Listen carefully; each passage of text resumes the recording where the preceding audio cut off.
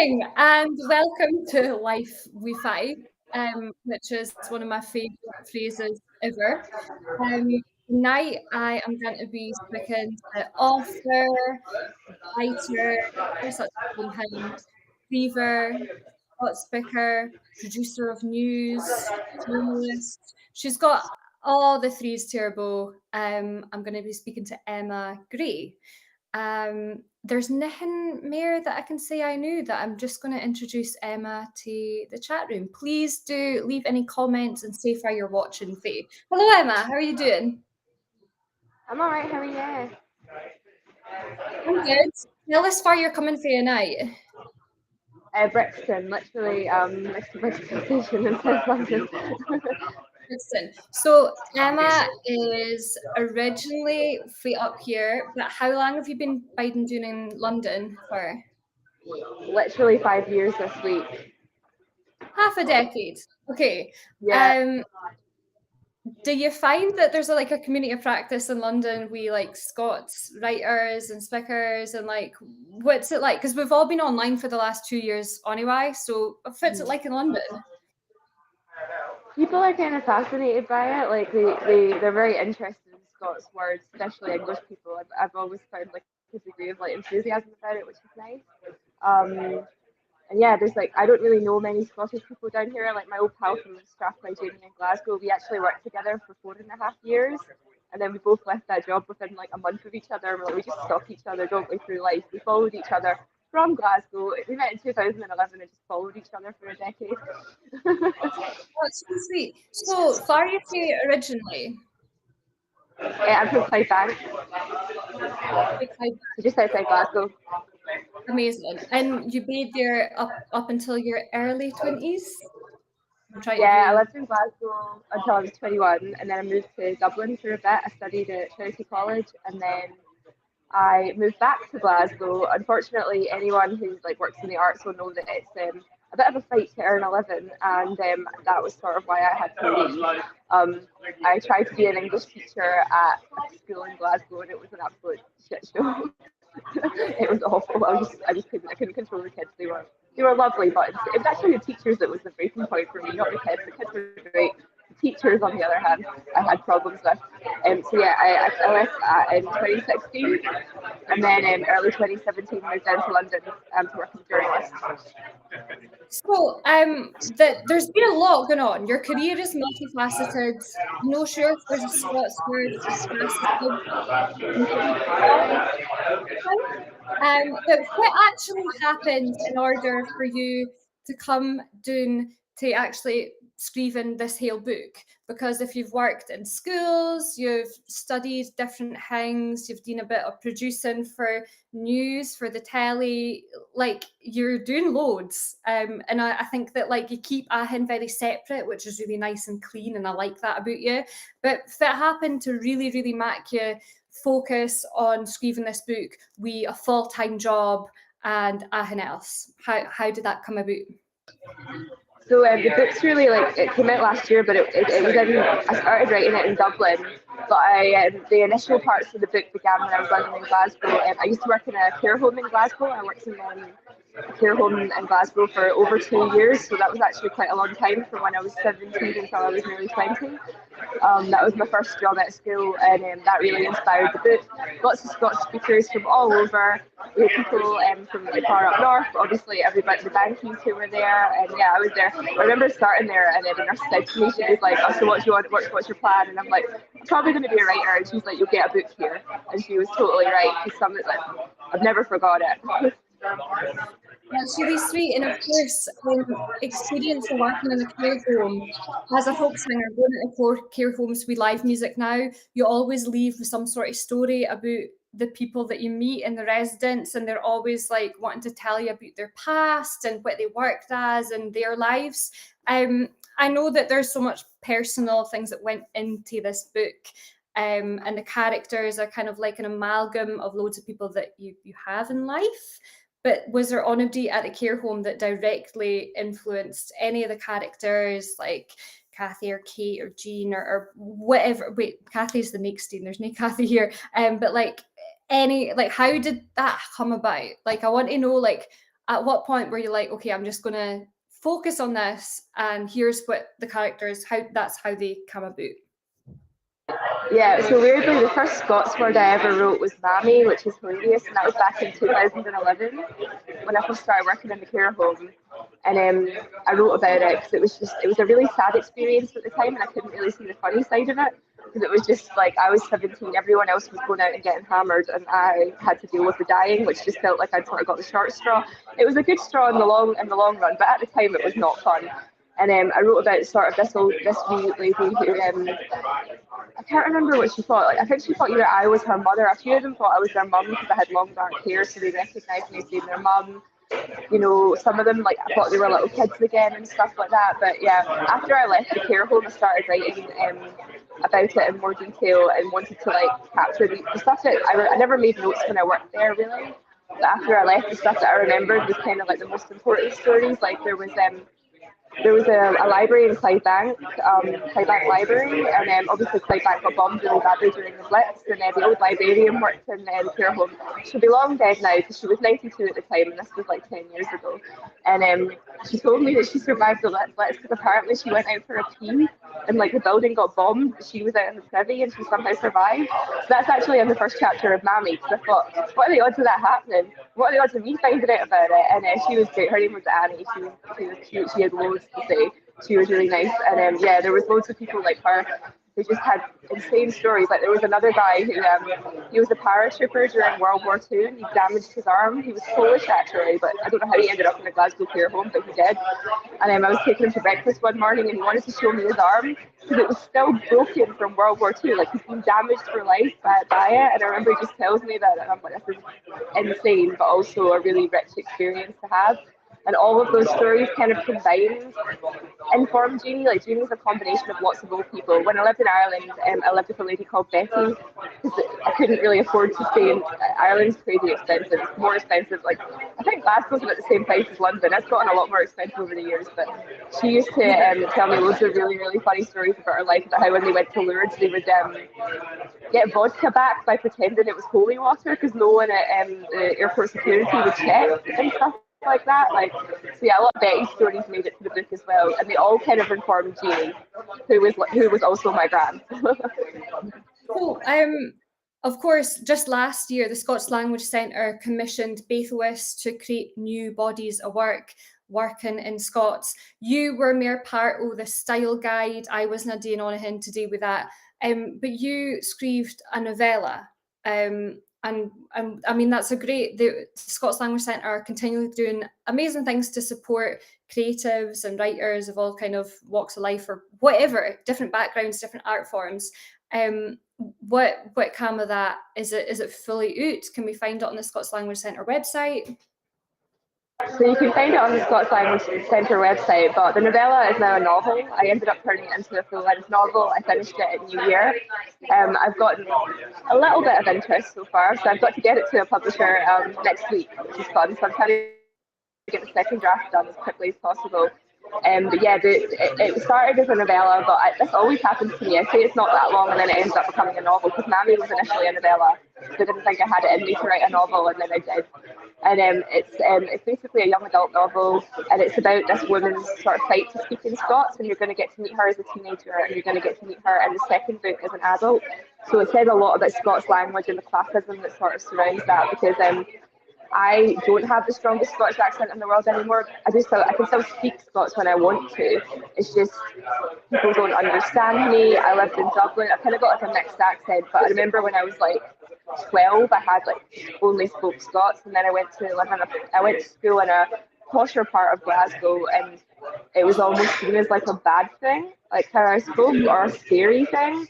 But I kind of used it to my advantage, and I sort of wanted to write about what it was like to be like one of the only Scots speakers in the school where everyone else spoke comparatively posh.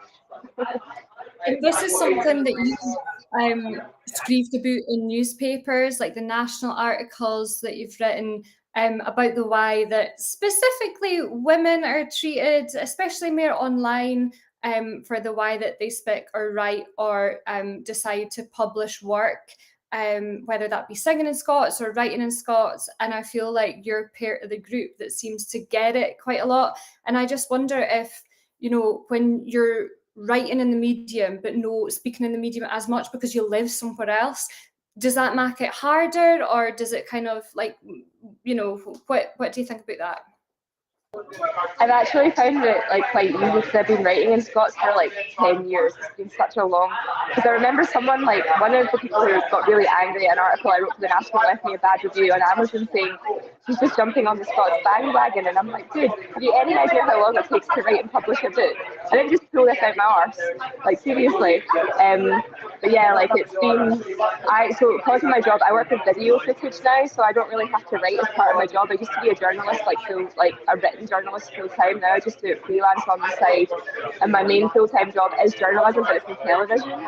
So I'm working with film footage, which is fascinating because we have an archive that I work with and work, and I've looked up like loads of like the Queen and Clyde Bank and stuff like that. We've got all the old footage that you can go in and look at, and no one's seen it for years, which is really fun. And just closing down all like John Brown's shipyards and all that, which has been really cool as a writer to actually go and see it. So yeah, my writing, when I actually sit down to write, unless it's a journalism article, I'm writing in Scots. So most of my writing is actually in Scots these days, but that's quite a recent thing.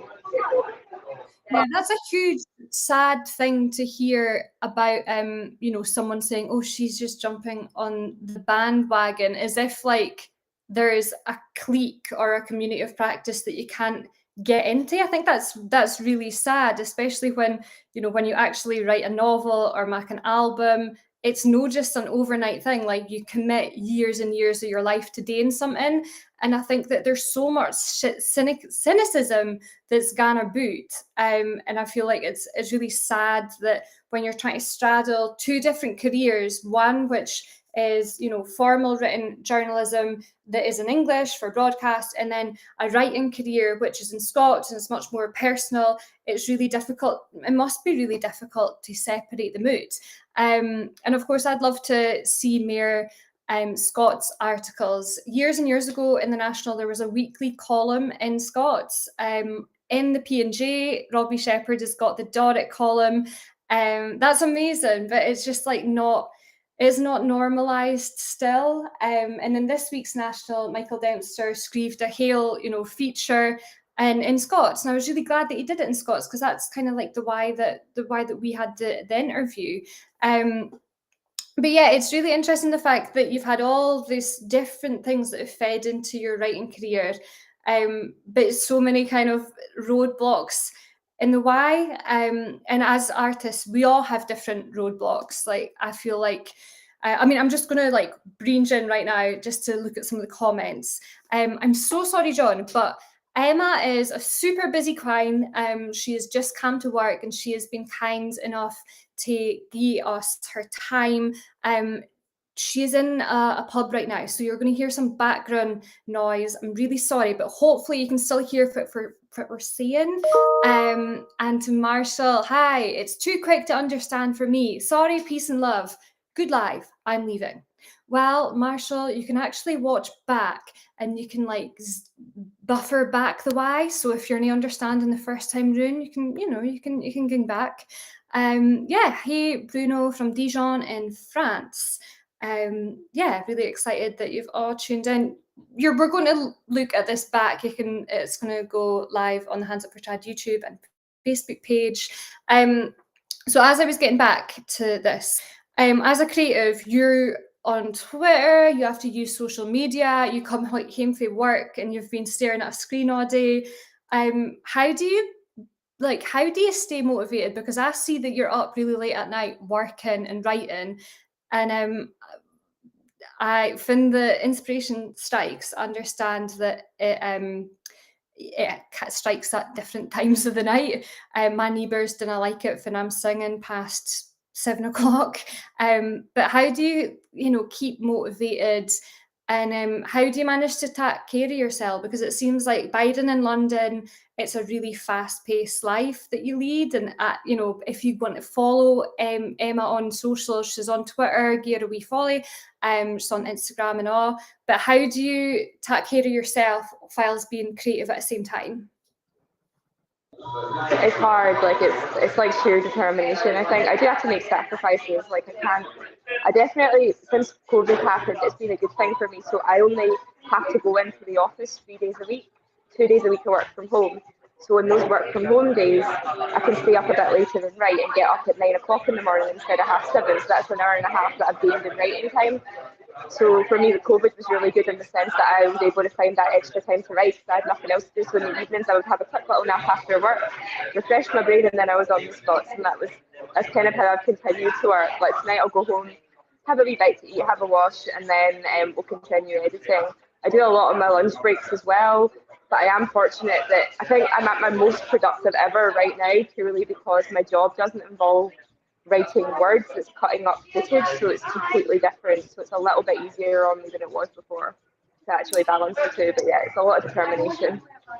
That is really, really exciting. I love that. And of course, yesterday was International Women's Day, and there's so many great Scots makers and writers, screevers, poets, all that kind of stuff. But like, I think we should probably address the playing field, because there's a load of great male writers that seem to be getting a lot more support for publishers and support for PRs and support in the industry. And I feel like it feels like still a wee bit off kilter, and we're no like quite there yet with supporting our women writers. Do you have anything to say about that? So my first publisher was English, which was weird, but they were a big publisher, so it meant I was able to get the book out there. I mean, I drove them insane because my book's written in 4 different Scots voices. So obviously, like I can like get loudy with the best of them, but I can also speak fairly standard English. And I wanted to explore that. They used the Scots across the generations, which was it was a hard sell, even though the book worked. So I'm going for just Scottish publishers now, but I've only been on submission now for like 3 weeks. So it's been quite early days with this second book. But I've already had like a lot of like good signs about the next book getting taken. But I do think that there aren't many women that write novels in Scots. So I guess I kind of like I've got uniqueness to my credit. As long as the book reads half decent, nobody else is really doing what I'm doing. But yeah, there should be more women doing it, and I hope that I can encourage other women to do it, because I also understand that it's hard, especially with the trolling online. Like, it's been a while since I've had any really bad trolling, but back in October, like someone tweeted Strathclyde Police about me, and I'm sitting in an office in central London, and I'm like, this is really funny actually. Luckily, I could see the funny side of it, but like, it's funny, but it's also serious. I mean, Lenny really gets it basically every single day. I'm like the occasional target of a pile-on for it every day for her, and she's obviously like she's a lot younger than me. She's at uni still. Like, I just think it's difficult, and it will put people off, I think, getting involved, because there's this like complete politicization of Scots. I think I'm now willing to sort of express an opinion on politics, but I'm also like, I've not lived in Scotland for 5 years, so I don't really have a huge opinion. Like, I'm happy to say I voted yes in 2014, but I've not lived there, and Scotland's politics don't really affect me, because like realistically, doing what I do, I couldn't make a living in Scotland. Unfortunately, it's just not feasible right now, and that's kind of the way the cookie crumbles, unfortunately. I think that's so, and there's so many things that we've like touched on there, but a big part of that is the politics. So like we can all agree that Scots as a language and Gaelic as a language shouldn't be politicised, but it should be on the political agenda. And of course, next week, that's next Wednesday, the 16th of March, I'm going to be speaking to Jack Capner, who was one of the co-founders, the first founder of Ur Vice, which is the Campaign for a Scots Language Act. So tune in next week at 7 o'clock. But yeah, just recently, for those of us living in Scotland, we've had the census. I'm not sure if the Scots question was in the census for Folk Biden in England or Wales. I think it's a shame, because maybe it actually should be, and we should hear the Welsh question as well, because there's loads of Welsh speakers that bide in Scotland, and likewise there's loads of Scots speakers that bide in England. But right now the census is going out, and the question has incited rage online. The bandwagon is just, people have been raging that there's a question about Scots. Other folk have been raging that the question is a binary yes or no, 1 or 0 question, as opposed to a do you speak, understand, write, screeve. But I'm interested to know how Moni Fyfe could probably answer that. And of course, you know, you're a bit of an anomaly because you're doing there, but what do you think about the census? What have you got any ideas about it? Any thoughts? No, I think it's great. I'm just going to quickly disconnect my Bluetooth. Okay, so we've lost Emma. She's gone haywire. She'll be back on a second, but I'm just going to read through some of the comments that we've seen already. So Wall Henderson, your lucidity itself, didn't be discouraged. Your one wisdoms are say hurting into here. I agree that about Emma. Really, really like the juggling 2-3 different careers is amazing. John Barron says, I can hear you loud and clear. Cool. That is ridiculous. Your neighbours can't be very understanding. If I lived next door to you, I'd cut a hole in the wall to let the sound of your voice through. All right, you're speaking about me. To be honest, like I don't think I'd want to hear myself at 2 a.m. either. Emma is back. So we were talking about the census. It's all good. We're talking about the census and the politicisation of Scots. I think it's really sad that people think that a language should be tied to a political party. I think that's really, really ridiculous. I've seen comments that have been saying, "Oh, this is a language made up by a specific party," and then you give them the James Hogg, you give them Walter Scott and Robbie Burns and Violet Jacob, and like people who were actually unionists themselves. And you say, no, Scots is for everyone of every political persuasion. And I think that should be kept up. I'm just wondering, not Biden in Scotland, what your thoughts are on legislation about Scots. No, I think we need more of it. And I think, like you said, it should be an option outside of Scotland to kind of recognise that, because for a lot of people, it's an important part of their cultural identity. Because I actually became more aware of my cultural identity when I lived in Ireland. Like I became a lot more aware of being Scottish when I wasn't there. So now it's even for a lot of people that live like down south like me, it's a really important thing that connects them to where they're from. And I think that, unfortunately with the cost of living crisis and stuff like that, people are having to make more difficult decisions about their careers and stuff in terms of like what they do going forward. And these things really tie them to their home. So I think they should be able to do it, but it's difficult. It's just difficult because a lot of people will read my book and they'll be, if they're English, sometimes some of them don't know if it's in a language or not, so they don't say, which is what I prefer. Or there's some people who are like, oh yeah, that's a dialect, and I just get really offended at this stage. And I know I'm being a twat. I'm aware that I'm being a twat because they don't know that it's a language, but it's kind of like a discussion that I can't be bothered having with people if they're not willing to sort of listen.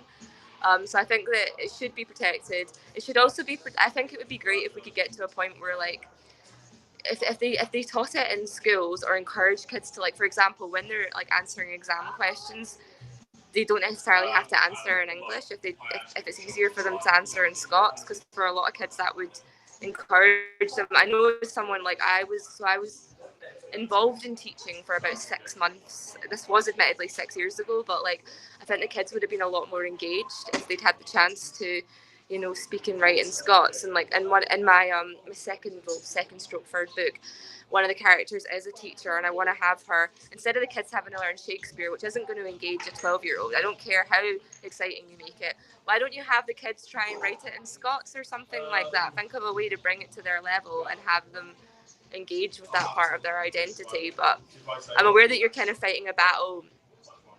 Although Scots is popular in literature, and although you've seen the success of things like Still Game, you've got the Young Team and stuff like that, it is still very much entrenched in working class culture. And there is this assumption that if you identify as a Scots speaker, that you're somehow less educated or you're somehow less intelligent or whatever. And that's it's not great, is it? Yeah, definitely. That is such a great observation. So much of the media that we consume, and of course books and whatever, if it is in Scots, it will tend to be quite gritty. On a hin that, I love Martin Compson, but on a hin that he's speaking Scots in, it's usually to do with the underworld or a working class teen in Glasgow, the things like The Nest and all that. All the media that we hear is quite working class, but also quite comedic. And that's nae useful for moving the language forward. It's great, but it's nae conducive to developing it further in different situations. One book that I read when it came out and I found it really funny, was A Glasgow Kiss by Sophie Gravia. And it's written in English, completely in English, apart from when the character is saying inner thoughts, and sometimes in dialogue. So I found it really interesting that the way that she writes down the Scots is very phonetic. It's evident that, you know, Sophie, even though she's from Lanarkshire, didn't have literacy in Scots, but the way that she put across some of the book was quite interesting, in the fact that it's slid from English to Scots, and that's the continuum, and that's great. But the narration, the narrative was in English, and then the characters' thoughts and some of the dialogue was in Scots, but not a very established kind of consistent way of writing. And part of what we both taken part in last year was the Scots Language Centre's literacy project. What did you gain for that? Was it interesting? Oh, we've got a wee comment before you answer that for Hugh Griffith. I hope that I said that right. Mere power to you. I'm a bilingual Welshman. Ah, diolch. So yeah, what do you think about the project that the Scots Language Centre held last year? Because you were more involved with it than I was. No, it was great. It was really informative. It was really nice to think about writing Scots and encouraging people to write in it, because before that, actually it was kind of during, like, well, I'd already been invited on the project and my book was about to come out, and I'd given my book to another Scottish author asking for a cover quote, and she outright refused because it was in Scots. She said she'd only agreed to read it because she thought the dialogue would be in Scots and not the entire thing. And she was like, I can't read it. And I'm like, you're literally from Scotland and you can't understand my book. I was like, and then I was like, am I being a twat for being, I was like, right, she just like hate this. Like, it wasn't even that she, I think it was almost like, and then I looked at her reviews. I won't name her, but I looked at her reviews, and she'd written a book that was set in a working class part of Scotland, and someone had rightfully commented saying, this book is set in the most working class part of Scotland. None of the people there talk like how you've written them. None of them. Like, this is not accurate. And I'm like, did I accidentally like strike a nerve with my book because mine was at least accurate in how it portrayed the people? And even like, so I've got the audiobook of Shuggie Bain, and I'm aware that like me and Douglas Stewart's books are kind of similar in the sense that they're both about mothers. Like, they're big parts of it. I've not listened to the entire audiobook. I'm working my way through Billy Connolly's Windswept and Interesting right now, but I'm so, like I said, I'm very busy. I work 9-hour days, and that's not including writing, so I'm constantly on the go. So for me, getting time to listen to stuff's quite hard. But obviously his book is only the dialogue that's in Scots, and I do wonder if it would have been as commercially successful and won that big prize if it had been entirely in Scots, because I feel like things like that are like entirely like inaccessible to somebody like me. I think what I'm doing is niche, and because it's niche, it'll have a degree of success. But in terms of having that big literary success, it's probably not going to happen for me, which I'm totally fine with. Like, I feel like what I'm doing is culturally important, and it's not really been done before, least of all from a women's point of view, because, you know, if you think of Scots authors, you think of Burns, you think of Irvine Welsh, you know, and now you're going to maybe think of Graham Young. But, you know, I think a lot of Val's crime writing, which definitely is in English. I'm not sure about some of the dialogue. I presume some of the dialogue might be in dialect, and in the Scots language, but I'm not sure to what extent, from phonetics to actual words. But you're right. I think that you have so much integrity by the bucketful, in order to think that, okay, what I'm doing isn't going to be commercially hugely successful, but it's culturally relevant and important to a specific community of practice. And I say the word community of practice, I go on about this all the time, because I do feel like it is a specific community of practice that's interested in this. But I feel like Shuggie Bain winning that huge prize, it's kind of opened a few wee doors to people going, oh, what is this language? Yeah, I'm that it changes the narrative slightly, and things like Mammy, they couldn't sell the audiobook rights for my book. I have them. I would love it if someone would take them, but it's just seen as too niche. Like, oh, because it's for women, you need 4 Scots speaking women to do it. and it's just sort of like traditional publishers are like, oh, no one's going to be interested in that. And I'm like, it's such a shame, because I've had so many people, especially older people who are maybe who can't read because their sight's not that great, who would like the story, and it's currently inaccessible because of that, which is really frustrating. So I think Shuggie Bain has definitely helped to change the narrative, but not entirely. Like, I think it sort of set the bar, which I was expected to follow, which was dialogue in Scots and narrative in English. But weirdly, Mammy actually started out with only Granny in Scots, and even then it wasn't fully in Scots. It was actually a later decision to rewrite Isla's chapters and Marie's chapters as Scots. I didn't do that until I got my feedback from my editor, and she was the one that was like, "This is going to take you a lot of work if you're prepared to do it, but I think you'll get a better book." And I think at that point that woman had refused me a cover quote, and I was like, you know what? It was like, out of spite, I'm going to make this book so Scottish it's like offensive. And it was a stroke of genius, because a lot of people noticed that like the characters use different types of Scots depending on, you know, their age and social class, but it's still so like trying to introduce it to people who aren't Scottish is difficult, because I'm currently doing like a writing workshop. Like, I did a master's like years ago in writing, but I wanted to get more feedback, and there was a guy on the course, and he read the start of my second book. He was so annoyed by it. He was angry. He's like, "Why would you do this?" That was literally the vibe that I got from him, and I was like, you might say, "Why would I do this?" But I published a book and you haven't, so shut up. It's mental. I mean, you have a really, really great cover quote for Dr. Michael Dempster, a smashing story with a strong Scots voice. Yeah, I think it's such a shame, and there's so many barriers that is continually propping up. But of course, I think with music as well, there is integrity versus commercial viability. And we folk music, there's things like the folk music charts now, which never existed a couple year back. Whereas when you release a book and it goes into the world market, like there is there like a Scots book chart, and is that Scots language based, or is it just general Scots based? Because, you know, when I was at school, when we did the Scots poetry, it wasn't Scots poetry, it was poetry written in English by a human who happened to be born in Scotland. That was it. But then it was called Scots poetry. Yeah, maybe I'm just like thinking back to being a teacher. Yeah, like I think that there's no Scots, as far as I'm aware, there's no Scots book chart, because there aren't enough Scots books to even justify that. It's just books in Scotland and how popular they are. But I think like I'm like, so I am in South London, and one of the reasons I like South London is because David Bowie's from here, and Michael Dempster has a series on like Scots language, and he rightfully pointed out that David Bowie started singing in his like natural South London accent. That was all of his early songs were in that accent, and there was this sort of sense of like real integrity that ran through his work, because although there was times in his career where he was commercially successful, he never went out with the aim of being commercially successful. And I think that, you know, I want to tell the stories, like, because a lot of my stuff is informed by reality. It's informed by things that I've experienced, people that I've met. Like, there's someone who's a character in my next book, and he knows he's a character in it, and he's like, "Can I swear?" I would maybe tone the swearing down just a wee bit. He was a bit like, really, like, and I was like, yeah, well, you know, I feel like you have an interesting story, so sorry. And he's like, I accepted that this might happen.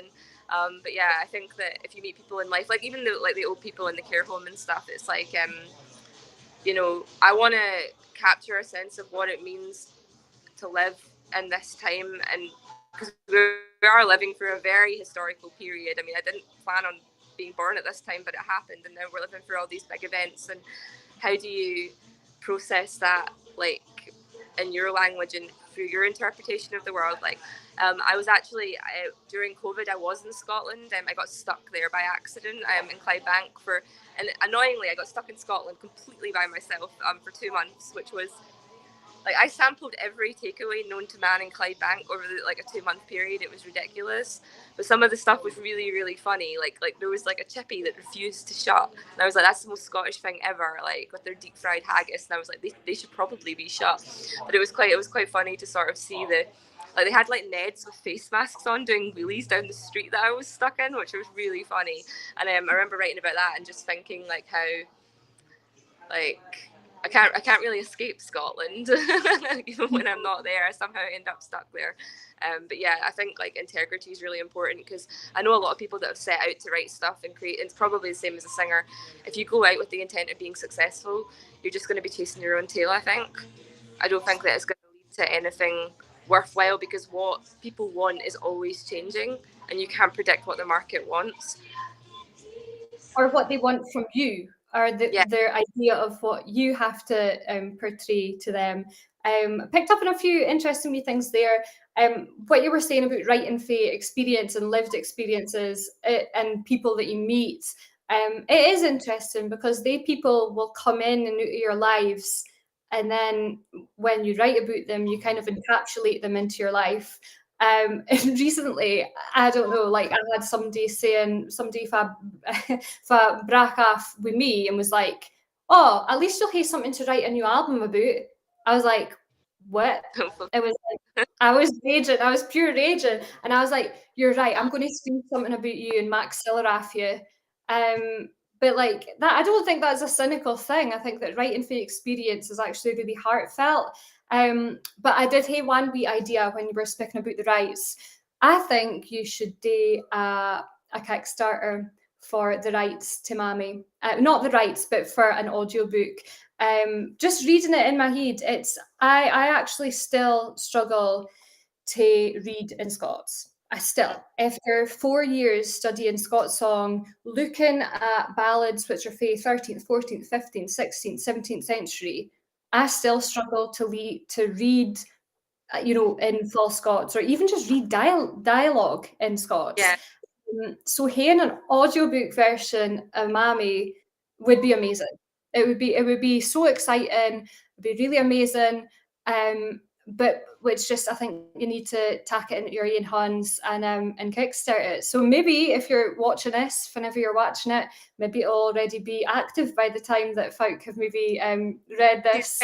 Is like there is a Scots language publication grant, but I'm not eligible, which is really annoying because I feel like I'm doing something that's really culturally important to Scotland, but I'm not eligible because I live in England, which is just like. But I'm aware that this is like a unique situation because I don't really know any other like Scots novelists who happen to be in my position. But Scottish publishers can apply on your behalf, so I'm hoping that I can sign the second book, and once I sign the second book, I can give that publisher, who will hopefully be based in Scotland, the rights to Mammy's audiobook, and that maybe they can do something with it that way. So I think it will hopefully happen, but I also feel quite bad, like I don't want to like ask people for money, because I did crowdfund Mammy with Unbound, and that was a lot of money that I had to raise through pre-orders, so I don't really want to be doing that again, like with this next book. And with what I do in future, I want to I do have a lot of work that's available to read for free on my website, lots of short stories. Obviously, the Scots Language Centre commissioned all the stuff that came out last year. And I've put out a lot of short stories that have been actually down in England, I've had a lot of actors perform stuff in Scots, which has been great. But yeah, I do feel like it would be nice if there was a little bit more Scots Language Centre might be able to help at some point, but yeah, it would be great to get it out there, but I'm facing unique barriers by default of my location. I think that's such a shame, but also you shouldn't feel too worried about crowdsourcing continually. I know some musicians who are, well into their careers, they're guy established, they're maybe in their late 30s, early 40s, and they still crowdfund their albums and their new projects and their existing projects. And I don't think it should be on him to be worried about or ashamed about, or feeling like, you should be self-sustainable, because at the end of the day, with things like Spotify and maybe the same streaming services that audiobooks are put out on, you're no making that much money or seller to begin with. So I wouldn't discount the idea of part funding it, because I'm sure, I would put in a tenner to do it. I think it is still a really good idea, and it's such a shame that there's geographical barriers. I know musicians that have moved. Yeah, I think it's sad. So I'm just looking at some of the comments. John says, we should be proud of our language, the way we speak and embrace it. I would do our best to keep it for dying out. Nothing worse than some type of vocal snobbery. I agree. And the weird thing is see, when I speak in Scots, somebody will call me a Ned, And then when I speak in English, somebody will call me a middle-class Glasgow uni proverbial. So like I can't actually get it right. Like I can't, nobody's happy. Like I can't please nobody. And I feel like that is the continuation, it's continually a thing. Like it's so strange. Like I'm neither any of them. Like I'm neither at either side. But it's just, I think it's something that we continually hate to ging through. Kathleen says, joined in while this is in progress. Well, you can ging back to the start and see it after. Fae the US and finding this discussion very interesting. Oh, well, that's good. We're not just spicking rubbish. John says, this is for you, Emma. Imagine being stuck in Scotland, Monotrippies. So we're just going to wrap up in a wee bit. A huge thanks for your time, Emma. You're a super busy powerhouse woman. When can we effectively maybe think about the second novel coming out? Is there a time frame? I feel like Graham Norton, when folk go on to Graham Norton shows and they're like, when's the next album coming out? When's the tour happening? I feel like I'm Graham Norton when I'm asking that question. The earliest it will be out is 2023, but I've not signed it yet, so it's just like it's early days, but it is looking good. But like the book is written, like it's there. I'm editing it right now. It's going to be in decent enough shape next week. I just want a Scottish publisher that can really champion it in a way that the one that I had for the first book couldn't, and I'm hoping that they can open doors that weren't open to me the first time round. When it comes to things like audiobook rights and like potentially like adapting it even for like film, I would love it if one of my books got made into a film, because I really want. So my second book deals with Glaswegian emo culture in the early 2000s. It's like partially set in the Cat House, which is such a like throwback for so many people, and I feel like so many people would love it because it was such a specific time in people's lives, especially when like social media profiles were so much more carefully curated, because you were literally like a coder to like be able to make up your Bebo and your Pixel and stuff. So yeah, it'd be great if like I think Mammy would make a great film as well. Like it would be like the ultimate dream to have one of the stories like turned into a film, but I don't think it'll happen, but you never know. I mean, at this rate, like things go years and years and years, and then it gets randomly picked up. Like success isn't linear; it's very all over the place.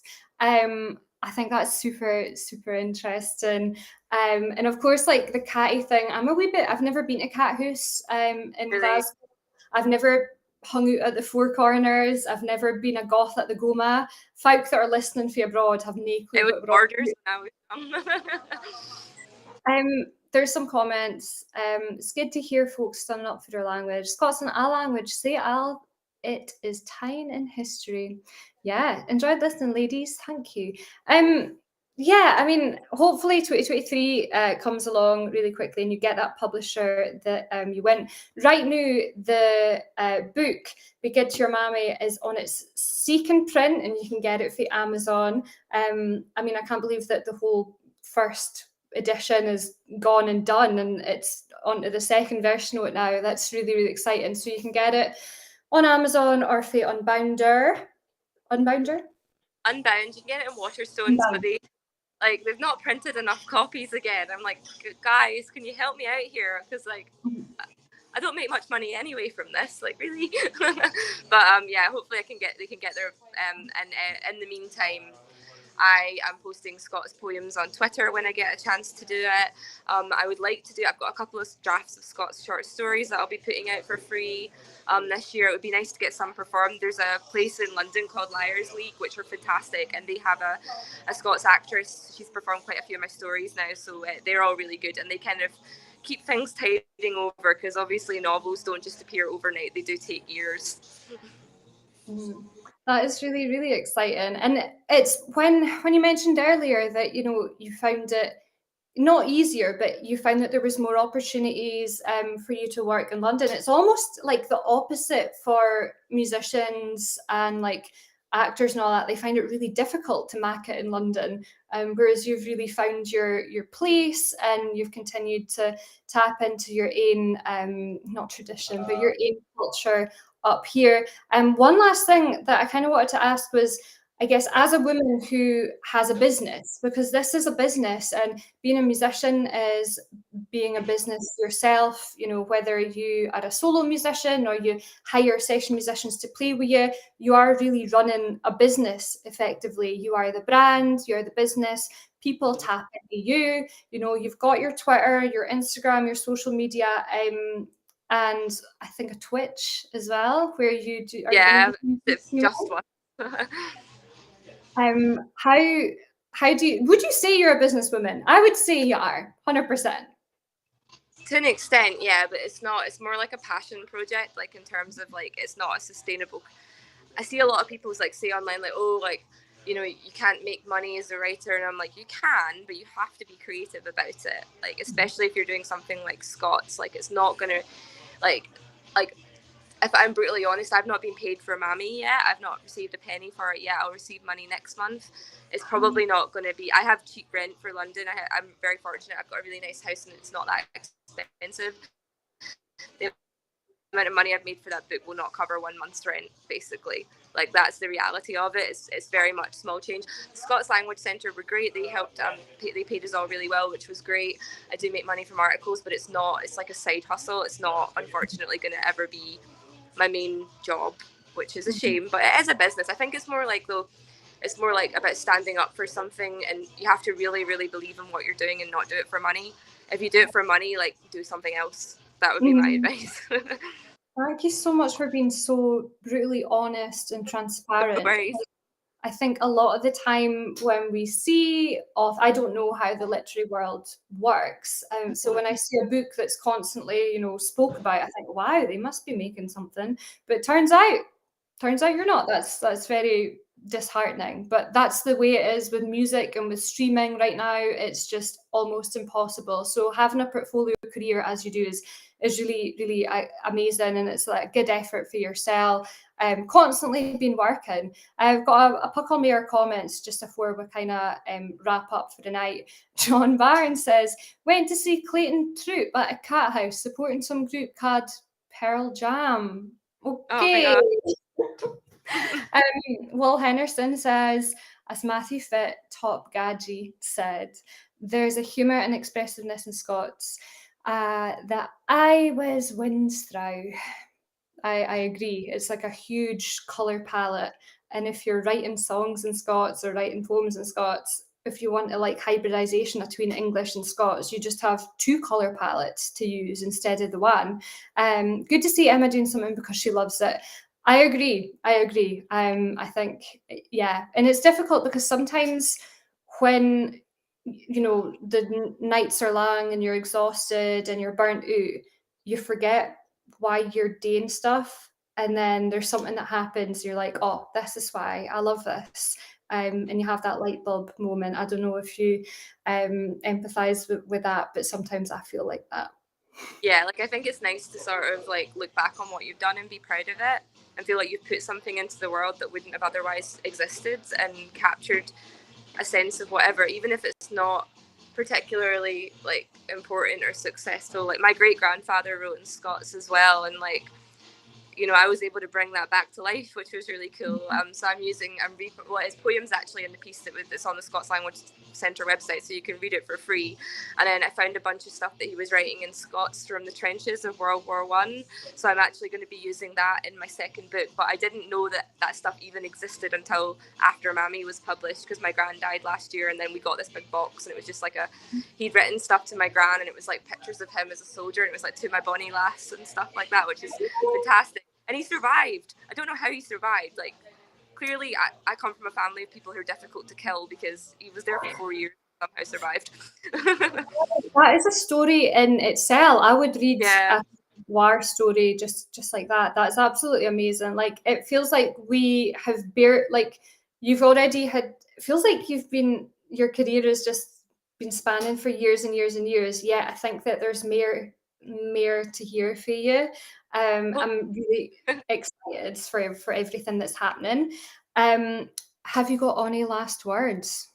No, just thank you so much for having me, and for everyone who's really nice about my work. Like, I think I need the boost and support of like Twitter and stuff to keep me going, because it is lonely and it is isolating. And there was a point, especially in, I think it was about 2018, where it was like, what are you doing? Like, you are making yourself miserable. But the annoying thing was, I remember it was like late 2018, and I signed the deal for Mammy in the January 2019. But at that point, I was kind of like, this is exhausting. It's taking a lot of mental. Like, I'm at the point now where I've actually seen some results, which has spurred me on to do more. And I think if that continues, that would be great. If I can just publish books for the rest of my life in Scots every couple of years, that would be amazing. And if people want to read them, even better. That is really exciting, and you're so full of integrity. I would love to see you. Did you do like a wee book tour for Mammy at all? Did you go around No, and did? never. I only signed like a very small number of copies when I was up in Scotland in August, but I'm hopefully going to go up to Edinburgh pretty soon. Just really when I can get the time. Well, it's not like I can't get the time off work. It's just sort of getting up to Scotland and like arranging it. Like, I do want to go up more. Unfortunately, COVID kind of stopped that, because I could go up to Scotland for like the weekends, and then COVID happened and everyone's travel plans went to pot. Well, I would love to see a wee reading or something. A reading will be good to your Mammy, just the first few chapters, and maybe a little sneak peek number 2 in Glasgow or in Edinburgh or in Aberdeen or somewhere. So I think like there's so much things that we can hear for you, but I wish you all the best, and thanks so much for coming on the night and giving us your time, even though you've got no time. You're living on borrowed time. I really appreciate it. So Abby that's tuned in to Lyfe Wi Fyfe. I was actually thinking that maybe this should be called Fyfe Style, like lifestyle. Maybe that's a better thing. I'm going to vote for the original name. Okay, fair enough. Thanks to Fyfe that have tuned in. Next week, we're going to be speaking to Jack Capner, that is really, really involved with the Plight for a Scots Language Act. He's a really interesting fella. He is for Edinburgh. He sings a wee bit. He does a bit of poetry. His main thing is working with policy, working with the government and all. He is the brains in Urvice. And I'm going to be interviewing him on, going forward, what we're going to do with legislation with Scots, so that we can, maybe have more mainstream broadcasting in Scots, as well as really, really cool, exciting things like this. So tune in next Wednesday at 7 o'clock and all. Thanks so much for the comments. It's been on Hands Up for Trad. Please do check Emma out on Twitter and all the other social media channels. You'll ken Fasha is on Twitter because she's got a blue tick. So it's at Emma Grae. I'll never live this doing. Right. You will get one. Like, I don't know why they're so bad. Like, they're so like, I don't know what's wrong with the Twitter people. I think hell will freeze over before they give me one. Like, I think they will. Well, you should they win it. Right. I am going to say a huge thanks again to Emma. Thanks to Simon Toomer at Hands Up for Trad, and see you all next week. Bye.